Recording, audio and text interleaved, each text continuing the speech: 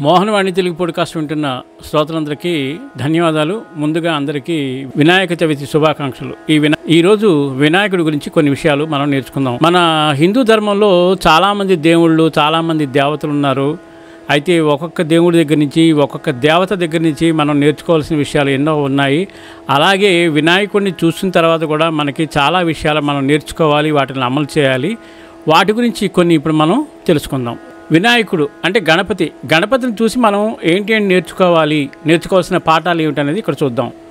విపత్తులను తొలగించేవాడు ఎవరు? విఘ్నేశ్వరుడు. వినాయకుడు విఘ్నేశ్వరుడు అని పిలువబడతాడు. అంటే ఆయనను ప్రార్థించిన వారికి అడ్డంకులు తొలుగుతాయి. మనం కూడా ఇతరులకు అడ్డంకులు కలిగించకుండా సహాయం చేయడం నేర్చుకోవాలి. పెద్ద తల, జ్ఞానము మరియు వివేకము. గణపతి పెద్ద తల మనకు విశాలమైన ఆలోచనలు, జ్ఞానం కావాలని గుర్తు చేస్తుంది.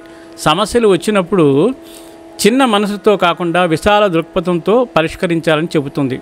అలాగే వినాయకుడికి ఉండే చిన్న కన్నులు, ఏకాగ్రత. గణపతి చిన్న చిన్న కళ్ళతో ఉంటాడు. దీని అర్థం ఏ పని చేసినా దానిపై సంపూర్ణమైన దృష్టి పెట్టాలి అని చెబుతాయి. వినాయకుడికి పెద్ద చెవులు ఉంటాయి. వీటి వల్ల వినడం నేర్చుకోవాలి. అంటే వినాయకుడు పెద్ద చెవులతో ఉంటాడు. ఇది మనకు మంచి సలహా. వినడం, ఇతరుల మాటలు అర్థం చేసుకోవడం అవసరమని చెబుతూ ఉంటుంది. అలాగే వినాయకుడికి చిన్న నోరు.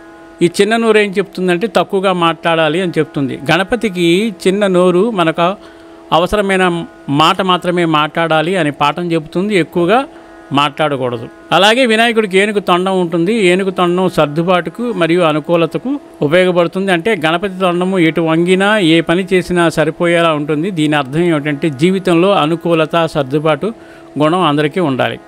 అలాగే వినాయకుడికి మూషిక వాహనం. వినయం అంటే మూషికం అంటే వినాయకుడి యొక్క వాహనం ఎలుక కదా. ఆ ఎలుక నుంచి మనం వినయం నేర్చుకోవాలి. పెద్దవాడైన గణపతి చిన్న ఎలుకపై కూర్చుంటాడు.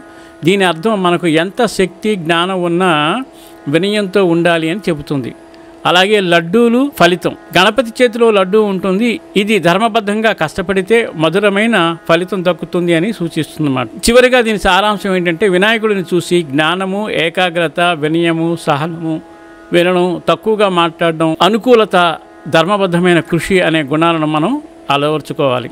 కాబట్టి అందరం కూడా రేపటి నుంచి ఆ గణనాథుని సేవించి తదేక దృష్టితో చూసి నేను చెప్పిన ప్రతి విషయాన్ని గ్రహించి ఆ రకంగా ఎటువంటి విఘ్నాలు లేకుండా మనం ప్రతి పనిని సక్సెస్ఫుల్గా పూర్తి చేయాలని మనస్ఫూర్తిగా కోరుకుంటూ సర్వేజన సుఖినో భవంతు, లోకా సమస్త సుఖినో భవంతు.